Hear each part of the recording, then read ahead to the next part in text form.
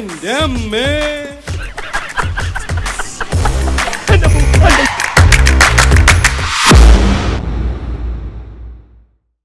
ഞാൻ മതളീട്ട പറഞ്ഞ എല്ലാവരും ഒന്ന് മാറിയെന്നോ. ഏതാടോ ആ പെണ്ണ്? തനിക്ക് എന്താ ചെയ്യേക്കില്ലേ? ഞാൻ ഇതുവരെ പറഞ്ഞൊന്നും താൻ കേട്ടില്ലേ? അവക്ക് എന്നെ അറിയോ? എനിക്കേ തന്നെ അറിയില്ലല്ലോ. ഞങ്ങൾ തമ്മിൽ പരിചയമുണ്ടെന്ന് പറഞ്ഞോ? എടാ പൊട്ടം കുണാപ്പ, നിങ്ങൾ തമ്മിലല്ല, ആൽഫിയും അവളും തമ്മില്. അയ്യോ, ഞാനൊരു കാര്യം പറയാം. ഞാനായിട്ട് വാ തുറന്നൊന്നും പറയണില്ല. പക്ഷെ വേറെ ഏതെങ്കിലും വിധത്തിൽ സത്യം പുറത്തു വന്ന എന്നെ ചതിക്കരുത്. ഈശോടോ, എന്നെ അവതാളത്തിലാക്കിയാലേ ഞാൻ തന്നെ കൊണ്ടേ പോവും. അല്ലെ അവളോട് വിളിച്ചു പറയടോ ഇങ്ങോട്ട് എഴുന്നള്ളണ്ടാന്ന്. ഞാൻ പറഞ്ഞ അവള് കേക്കില്ല. നല്ല അനുസരണമുള്ള മോള്. അതല്ല, അച്ഛൻ എന്ന സ്ഥാനേ എനിക്കുള്ളൂ. ഈ കുടുംബത്തിൽ ചന്ദ്രകുഞ്ഞിനേക്കാണ് കാര്യ ഇവിടെ എല്ലാവർക്കും അവളോട്. അവളുടെ അമ്മ മരിച്ചപ്പോ മുതൽ അവളെ വളർത്തിയതും പഠിപ്പിച്ചതൊക്കെ ഇവരാ. മെഡിസിനൊക്കെ കഴിഞ്ഞു. എന്നാ പോയി വാങ്ങിച്ചു കൊടുക്കണോ? അതല്ല, അവളുടെ മെഡിസിൻ പഠിപ്പൊക്കെ കഴിഞ്ഞു. ഇനി അമേരിക്കയിലോ ആസ്ട്രേലിയയിലോ പോയി പഠിക്കാനുള്ള സ്കോളർഷിപ്പും കിട്ടിയിട്ടുണ്ട്. അതിന് എന്നോട് അനുവാദം ചോദിക്കാൻ വേണ്ടി അവള് വരുന്നതാ. താനൊരു കാര്യം ചെയ്യ്, ഫോണിൽ കൂടെ അനുവാദം കൊടുത്തിട്ട് അവിടെ നിന്ന് വിമാനത്തിൽ കയറി എങ്ങോട്ടെങ്കിലും പോവാൻ പറയണോ? ഞാൻ പറഞ്ഞാലും അവൾ ഇവിടെ വന്ന എല്ലാവരോടും യാത്ര ചോദിച്ചിട്ടേ എല്ലാ വീടും ഒരുപോലെ ഉണ്ടല്ലോ, എങ്ങനെ ഒന്ന് തിരിച്ചറിയാ? നിർത്തേ ചോദിച്ചിട്ട് പോവാ. എന്താ ഈ കൃഷ്ണമൂർത്തിയുടെ വീടറിയോ? കൃഷ്ണമൂർത്തി, ജി കൃഷ്ണമൂർത്തി, കൽക്കട്ട കൺസ്ട്രക്ഷൻ കമ്പനിയിൽ സൈറ്റ് ഓഫീസറായിട്ട് ജോലി കിട്ടിയ കൃഷ്ണമൂർത്തി അല്ലേ? നാലൊക്കെ ശമ്പളം, കമ്പനിക്കാർ, ഡ്രൈവർ, ക്വാർട്ടേഴ്സ്, ഇതൊക്കെയുള്ള കൃഷ്ണമൂർത്തി അല്ലേ? ഇറങ്ങി വന്നോളൂ. അവൻ എന്റെ മരുമകനാ. മരുമകൻ ആണോ? എവിടുന്നാ? ഞാനും കൽക്കട്ട കമ്പനിന്നാ. എന്റെ പേര് ജോസഫ്. കൃഷ്ണമൂർത്തി സ്വാമിയെ നേരിട്ട് കാണാൻ വേണ്ടി വന്നതാ. അതിനെന്താ വിഷമം? കൊഞ്ചം എങ്ക വാടാ. കൃഷ്ണമൂർത്തി സ്വാമി, അയ്യോ എന്റെ സ്വാമി എന്നെ രക്ഷിക്കണേ. അയ്യോ എന്നെ രക്ഷിക്കണം. അയ്യോ സ്വാമി, എന്റെ സ്വാമി എന്നെ രക്ഷിക്കണം. കാര്യം പറയാനാണ്. അതിന് ഇവൻ കൃഷ്ണമൂർത്തി അല്ല. അയ്യേ, പിന്നെ ഇതെന്തത്? ഇതെന്റെ മകൻ പട്ടാഭിരാമൻ. കൃഷ്ണമൂർത്തി, എന്റെ കൃഷ്ണമൂർത്തി സ്വാമി എന്നെ രക്ഷിക്കണേ. എന്റെ പൊന്നു സ്വാമി എന്നെ രക്ഷിക്കണേ. അയ്യോ ഞാൻ വിടില്ല. ஒவ்வொருத்தன் காலையில விழுந்துட்டே வர்றான். கேட்டா உங்க கூட வேலை பார்க்கறவனாக்கும். കൊച്ചിയിൽ കൽക്കട്ട കൺസ്ട്രക്ഷൻ കമ്പനിയിൽ സ്വാമിയുടെ അസിസ്റ്റന്റ് ആയിട്ട് ജോലി ചെയ്യേണ്ട ആളാ ഞാൻ. പേര് കെ ജോസഫ്. ഓ അത് ശരി. ഇതാ സ്വാമിയുടെ കൂടെ കൊച്ചിയിലേക്ക് വരാൻ പോണ അമ്മ. അതെ. എന്റെ അമ്മേ, ഇയാൾക്ക് എന്താ വേണ്ടേ?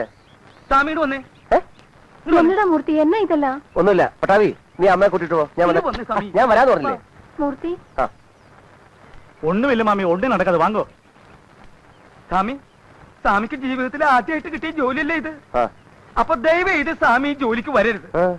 ഈ ജോലിക്ക് സ്വാമി വരരുതെന്ന്. ഈ ജോലി സ്വാമിക്ക് പറ്റില്ല. പറ്റില്ലേ? എന്താ പറ്റില്ല? ഈ വെണ്ടയ്ക്കും മുരിങ്ങയ്ക്കും സാമ്പാറും ഒക്കെ കഴിച്ചു കഴിയുന്ന ഒരു സ്വാമിക്ക് പറ്റിയ പണിയല്ല ഇത്. ആ സ്ഥലം ഏതാണെന്ന് അറിയോ? വിയറ്റ്നാം കോളനിയാണ്. Vietnam colony. എന്താ വിയറ്റ്നാം കോളനിന്ന്? വിയറ്റ്നാം കോളനിയാ? ഈശോയെ, വിയറ്റ്നാം കോളനിന്ന് കേട്ടിട്ടില്ലേ?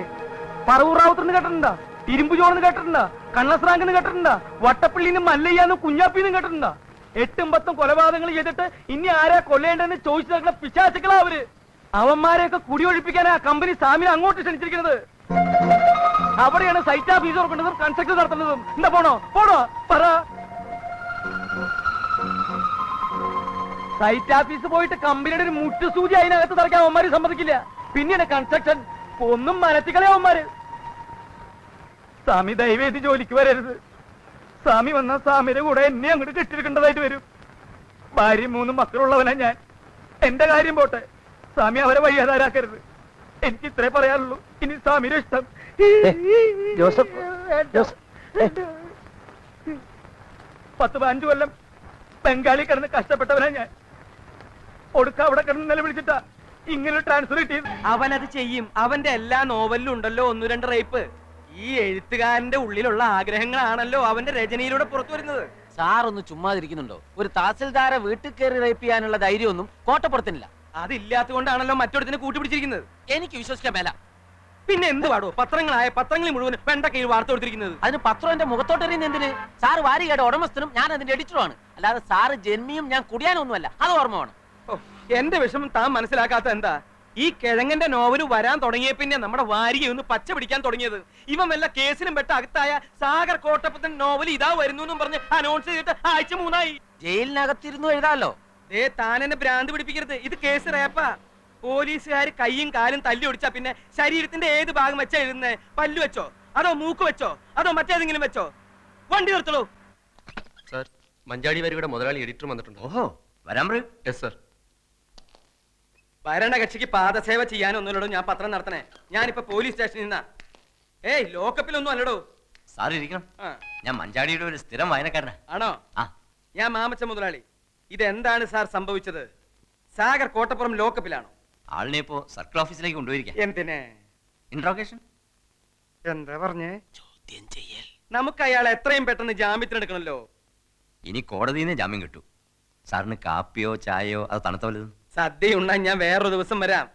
ഇപ്പൊ എന്തെങ്കിലും അടിയന്തരമായി ചെയ്തേ പറ്റൂ. എന്റെ മഞ്ചാടി 3 ലക്ഷത്തിൽ നിന്ന് ഒറ്റയടിക്ക് 6 ലക്ഷമാക്കിയതിൽ കോട്ടപ്പുറത്തിന്റെ പങ്ക് ചില്ലറയൊന്നും അല്ല. സാർ, ഈ റേപ്പ് ചെയ്യപ്പെട്ടു എന്ന് പറയുന്ന തഹശീൽദാരുടെ നാവിന്തുമ്പത്ത കോട്ടപ്പുറത്തിന്റെ ഭാവി. പെണ്ണുങ്ങൾക്കാണല്ലോ ഇപ്പൊ നിയമത്തിന്റെ എല്ലാ സംരക്ഷണവും. കോട്ടപ്പുറം സാറും തഹശീൽദാരും തമ്മിൽ നേരത്തെ ഒരു വടംവലി ഉണ്ടായിരുന്നു. അതിന്റെ പ്രതികാരമാവാനും മതി. എന്തായാലും സാർ ഈ തഹശീൽദാരെ ഒന്ന് കണ്ട് ഒരു അമിക്കബിൾ സെറ്റിൽമെന്റ് ശ്രമിക്കുന്നതാ ബുദ്ധി. എന്റെ അനുവാദം ഇല്ലാതെ എന്റെ വീട്ടിൽ കയറിയവനൊക്കെ അതിന്റെ ഫലം അനുഭവിച്ചിട്ടുണ്ട്. ബഹുമാനപ്പെട്ട തഹസിൽദാർ, ഇതൊരു ജീവൻ മരണ പോരാട്ടമാണ്. ഉടൻ വരുന്നു. സാഗർ കോട്ടപ്പുറത്തിന്റെ പുതിയ നോവൽ എന്ന് പരസ്യം ചെയ്തിട്ട് ആഴ്ച 3 കഴിഞ്ഞു. ഞാൻ മാപ്പ് പറയാം, കാല് പിടിക്കാം. കോട്ടപ്പുറത്തിന്റെ പേരിലുള്ള കേസ് പിൻവലിക്കണം. ദയവ് ചെയ്ത് അയാളെ കഥ എഴുതാൻ അനുവദിക്കൂ. ഇനി ഒരിക്കലും അയാൾ കഥ എഴുതരുത്. മലയാള സാഹിത്യത്തിൽ മഞ്ചാടി എന്ന വാരികയ്ക്കും സാഗർ കോട്ടപ്പുറം എന്ന നോവലിസ്റ്റിനും ചവറ്റുകൊട്ടയിലാണ് സ്ഥാനം. 6 ലക്ഷമാണ് ഞങ്ങളുടെ സർക്കുലേഷൻ. അതിൽ കൂടുതൽ സർക്കുലേഷനുള്ള ചവറുകൾ വേറെയുണ്ട്. യഥാർത്ഥത്തിൽ കോട്ടപ്പുറം നിങ്ങൾ റേപ്പ് ചെയ്തോ? Get out. I said get out.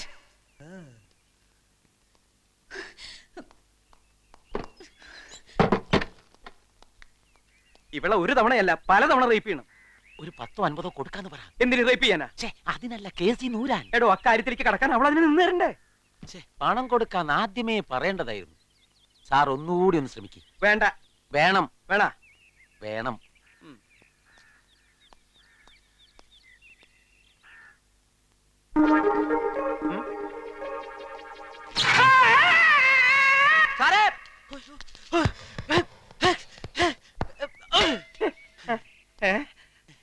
Power cut സമയത്ത് വരാം.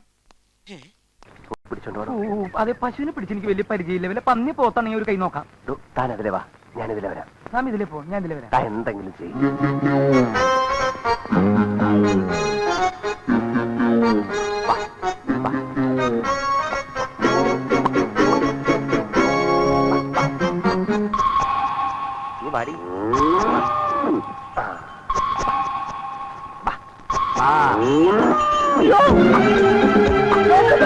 അയ്യോ സ്വാമി, പശു സ്വാമി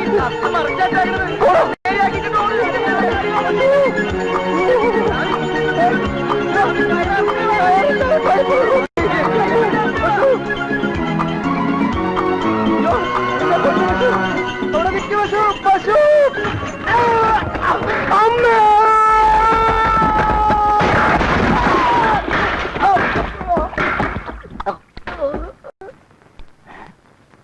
അയ്യോ, വട്ടപ്പള്ളി ഓടി വായോ, വട്ടപ്പള്ളി ഓടിന് വെളിയിൽ വീട്, ഓടി വായോ, എല്ലാരും ഒന്ന് ഓടി വന്നേ, വേഗം വാ, വട്ടപ്പള്ളി വീട് കിടക്കുന്നേ, ഓടി വാ, എല്ലാരും സ്വാമി ആള്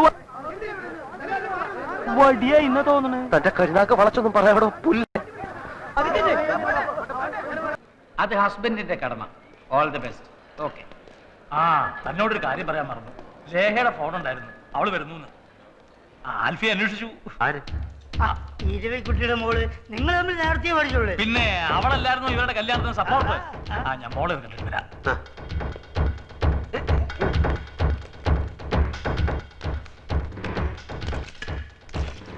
ഏതാ ഈ പുത്തൻകുരിശ്? പുത്തൻകുരിശ് എന്ന് പറഞ്ഞ എറണാകുളത്തിനടുത്തുള്ള സ്ഥല. ഏതാ ഈ അവതാരം? എനിക്കറിയില്ല, അറിയില്ല, അറിയില്ല. എന്ന് വെച്ചാ എടോ, കണ്ണി ചോരയില്ലാത്തോണ്ട് തനിക്കറിയോ? ഞാൻ 3 ദിവസമായി പല്ല് കഴിച്ചിട്ട്, കുളിച്ചിട്ട്, ഭക്ഷണം കഴിച്ചിട്ട്, ഒന്ന് ഉറങ്ങിയിട്ട്. അതിനെങ്ങനെയാ ഉറങ്ങാൻ കിടക്കുമ്പോ താൻ എന്റെ മുമ്പിൽ ഭൂതം പോലെ വന്ന് നിൽക്കല്ലേ? ഞാൻ ഇനിയുള്ള സത്യം തുറന്നു പറയാൻ പോവാ. എനിക്ക് വയ്യ, വയ്യ, വയ്യ, വയ്യ. കോൺഗ്രസിൽ നമ്മൾ ബീർ അടിക്കാൻ ഡെറാഡൂണിൽ അച്ഛനെ കാണാൻ കോൺഗ്രസിൽ നമ്മൾ ഓടിച്ചിട്ട് കോൺഗ്രസിൽ നമ്മൾ വന്നില്ലേ? എനിക്കെല്ലാം ഓർമ്മയുണ്ട്. നമുക്ക് എന്താ ചെയ്യണ്ടേ? അല്ല എന്താ ഈ കോണ്ടസ്?